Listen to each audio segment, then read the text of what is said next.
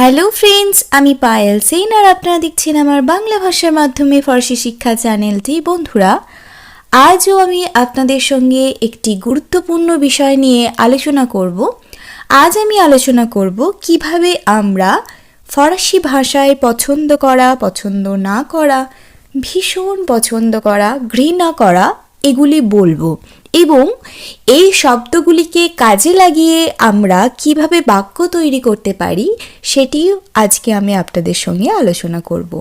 তো প্রথমেই আমরা দেখে নেব আমি পছন্দ করি সেটি আমরা ফরাসি ভাষায় কি বলবো। আমি পছন্দ করি সেটি আমরা ফরাসি ভাষায় বলবো জেম, জেম অর্থাৎ আমি পছন্দ করি। এক্ষেত্রে দেখুন, যেহেতু ভোয়েল দ্বারা শুরু হচ্ছে এই ভার্বটি, তাই এই ক্ষেত্রে জি অ্যালফাবেটটির সঙ্গে এটি একত্রে উচ্চারিত হবে।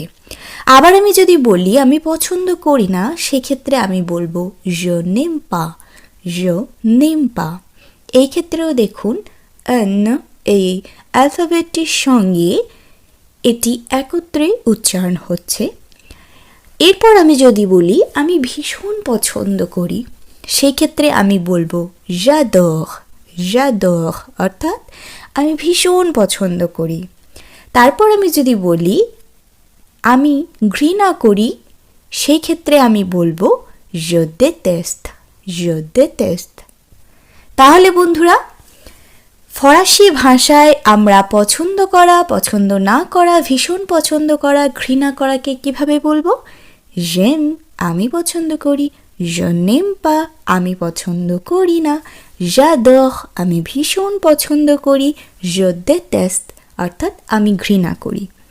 তবে আমরা অনেক সময় দেখব j'aime bien, j'aime beaucoup এই শব্দগুলির আমরা ব্যবহার পেয়ে থাকব। j'aime bien এই শব্দটি যেটা আমরা পছন্দ করি, কিন্তু সেই পছন্দের পরিমাণটা কোয়াইট, সেই ক্ষেত্রে অর্থাৎ যদি আমি বলি যে আমি অল্প পছন্দ করি, অর্থাৎ আমি পছন্দ করি না তা নয়, কিন্তু আমি পছন্দ করি, সেই ক্ষেত্রে কিন্তু পরিমাণটা যেন একটু কম তুলনামূলক, সেই ক্ষেত্রে আমি বলবো j'aime bien। যদি বলি j'aime beaucoup, তাহলে সেই ক্ষেত্রে আমি বলবো আমি খুব পছন্দ করি। কিন্তু যখনই আমরা বলবো আমি ভীষণ পছন্দ করি, সেই ক্ষেত্রে আমরা বলবো j'adore। তাহলে যখন আমরা শুধু j'aime বলবো তখন আমরা বলবো আমি পছন্দ করি। যদি বলি j'aime bien তাহলে আমি অল্প পছন্দ করি। যদি বলি j'aime beaucoup তাহলে আমি খুব পছন্দ করি। কিন্তু পছন্দের মাত্রাটা যদি অতিরিক্ত হয়, সেক্ষেত্রে আমরা বলবো j'adore অর্থাৎ আমি ভীষণ পছন্দ করি। আর ঘৃণা করাটি আমরা বলবো je déteste, আর পছন্দ না করাটি আমরা বলবো je n'aime pas। আশা করি আপনারা এই অংশটি বুঝতে পারলেন। এরপর আমি আপনাদের একটি ছোট্ট বক্সের মধ্যে এমন কিছু বাক্যাংশ বলবো যেগুলির মাধ্যমে আপনারা প্রচুর বাক্য তৈরি করে নিতে পারবেন এই শব্দগুলির মাধ্যমে। তো চলুন দেখে নিই পরবর্তী অংশটি। এরপর আমরা এই অংশে কিছু বাক্যাংশ দেখে নেব। চলুন দেখে নিই সেই বাক্যাংশগুলি।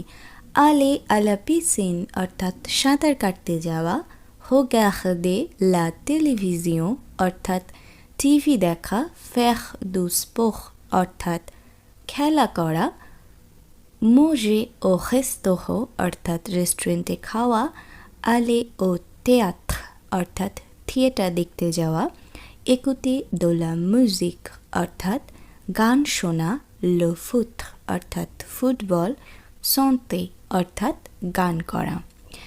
বন্ধুরা, আমি এখানে সেই ধরনের বাক্যাংশগুলি সিলেক্ট করেছি যেগুলি আপনারা এর আগের শব্দগুলির পর বসিয়ে একটি অর্থপূর্ণ বাক্য তৈরি করতে পারবেন।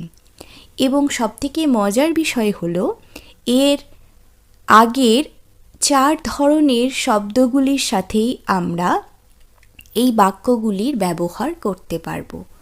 ফলে খুব সহজেই কিন্তু আমরা এই একটি বাক্যাংশের মাধ্যমে 4 ধরনের মনের ভাব প্রকাশ করতে পারবো, বা বলতে পারেন 4 ধরনের বাক্য তৈরি করে নিতে পারবো। আর আমি আপনাদের সঙ্গে সবসময়ই সব থেকে কম সময়ে এবং সব থেকে কম প্রচেষ্টায় যাতে খুব সুন্দরভাবে আপনারা এই ভাষাটি আয়ত্ত করতে পারেন এবং আপনারা নিজেরা বাক্য তৈরি করতে পারেন সে বিষয়ে সবসময় চেষ্টা করি। তো চলুন দেখে নিই কীভাবে আমরা বাক্যগুলি তৈরি করব। তার আগে এই অংশটি আপনারা আমার সাথে রিপিট করুন। Aller à la piscine, regarder la télévision, faire du sport, manger au restaurant, aller au théâtre, écouter de la musique, le foot, chanter. Aller à la piscine, regarder la télévision, faire du sport, manger au restaurant, aller au théâtre, écouter de la musique, le foot, chanter. এরপর এই বাক্যগুলির যে অর্থ হয় সেগুলি আমি আপনাদের সঙ্গে আলোচনা করে দিলাম। এর আগের শব্দগুলি কাজে লাগিয়ে আমি কীভাবে এই বাক্যগুলিকে 4 ধরনের বাক্যে পরিণত করছি আপনারা দেখুন। আমি বলতে পারি যে আমি সাঁতার কাটতে যেতে পছন্দ করি। আবার আমি বলতে পারি আমি সাঁতার কাটতে যেতে পছন্দ করি না। আবার আমি বলতে পারি আমি সাঁতার কাটতে যেতে ভীষণ পছন্দ করি। আবার আমি বলতে পারি আমি সাঁতার কাটতে যেতে ঘৃণা করি। ঠিক একইভাবে টিভি দেখা, খেলা করা, রেস্টুরেন্টে খাওয়া, থিয়েটার দেখতে যাওয়া, মিউজিক শোনা, ফুটবল বা গান করা, এই সমস্ত বাক্যাংশগুলির সাথেই কিন্তু আমরা সেই শব্দগুলি ব্যবহার করে 4টি করে বাক্য তৈরি করে নিতে পারব। আশা করি এই অংশটি আপনারা খুব সুন্দরভাবে বুঝতে পারলেন। এখানে কোথাও কোনো অসুবিধা হলো না এবং যে মূল বিষয়টি আমি আপনাদের এখানে বলবো যে আপনারা সব সময় কিন্তু নিজেরা বুঝে একটি বাক্য তৈরি করার চেষ্টা করবেন, তাহলে সব সময় সেই বিষয়টি আপনাদের জন্য খুব ভালো হবে শেখা এবং বলা উভয় ক্ষেত্রে। যেমন ধরুন আমি এখানে যদি বলি আমি পছন্দ করি সাঁতার কাটতে যেতে, এর পরেও কিন্তু আমরা বাক্যটিকে দীর্ঘ করতে পারি। যেমন আমি বলতে পারি avec mon mari, অর্থাৎ আমি আমার হাজব্যান্ডের সঙ্গে সাঁতারে যেতে পছন্দ করি। আবার আমি বলতে পারি আমার ফ্যামিলির সঙ্গে, আমার বাচ্চাদের সঙ্গে বা আমার বন্ধুদের সঙ্গে। এভাবেও কিন্তু এর পরে কিছু শব্দ বসিয়ে আমরা এই বাক্যগুলিকে দীর্ঘ করে নিতে পারি। এরপরে আমরা দেখে নেব পরবর্তী অংশটি এবং পরবর্তী অংশে আর কি কি বাক্যাংশ রয়েছে চলুন আমরা দেখে নিই। পরবর্তী অংশে যে বাক্যাংশগুলি আমরা দেখব সেই বাক্যাংশগুলিও আমরা একইভাবে ওই শব্দগুলির পর ব্যবহার করে এই 4 ধরনের বাক্যই কিন্তু তৈরি করে নিতে পারবো। চলুন দেখে নিয়ে বাক্যাংশগুলি। Le chocolat, visiter les musées, danser, aller au cinéma, marcher dans la nature, faire du shopping, lire, faire de la méditation. Le chocolat অর্থাৎ চকলেট, visiter les musées অর্থাৎ জাদুঘরে ভ্রমণ করা, danser নাচা, aller au cinéma সিনেমা দেখতে যাওয়া, marcher dans la nature প্রকৃতির মধ্যে হাঁটা, faire du shopping শপিং করা বা কেনাকাটা করা, lire পড়া, faire de la méditation অর্থাৎ ধ্যান করা। আমরা বলতে পারি আমি চকলেট পছন্দ করি, ভীষণ পছন্দ করি, পছন্দ করি না, চকলেট ঘৃণা করি। ঠিক একইভাবে কিন্তু এই প্রত্যেকটি বাক্যাংশের আগে আমরা এই শব্দগুলি বসিয়ে একটি অর্থপূর্ণ বাক্য তৈরি করে নিতে পারব। আশা করি এই অংশটিও আপনাদের খুব একটা বুঝতে অসুবিধা হবে না, তবুও আপনারা আমার সাথে একবার রিপিট করুন। Le chocolat, visiter les musées, danser, aller au cinéma, marcher dans la nature, faire du shopping, lire, faire de la méditation. তাহলে বন্ধুরা আশা করছি এই অংশটিও আপনারা খুব ভালোভাবেই বুঝতে পেরেছেন। এরপরে আমরা পরবর্তী অংশে কি দেখে নেব, চলুন দেখে নিই।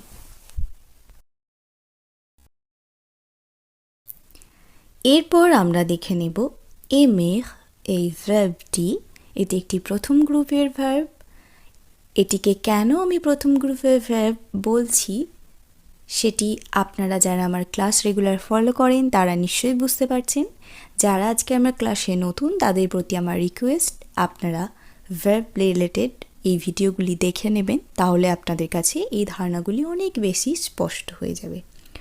তো চলুন দেখে নিই এই এমএ ভার্বটি বর্তমান কালের ক্ষেত্রে পুরুষ এবং বচন অনুসারে আমরা কিভাবে ব্যবহার করব। এমএ এই ভার্বটির অর্থ হলো পছন্দ করা, আবার ভালো লাগা এই অর্থেও কিন্তু এই ভার্বটির ব্যবহার হয়। সেই বিষয়ে আমি আপনাদের সঙ্গে পরবর্তী একটি ভিডিওতে আলোচনা করব।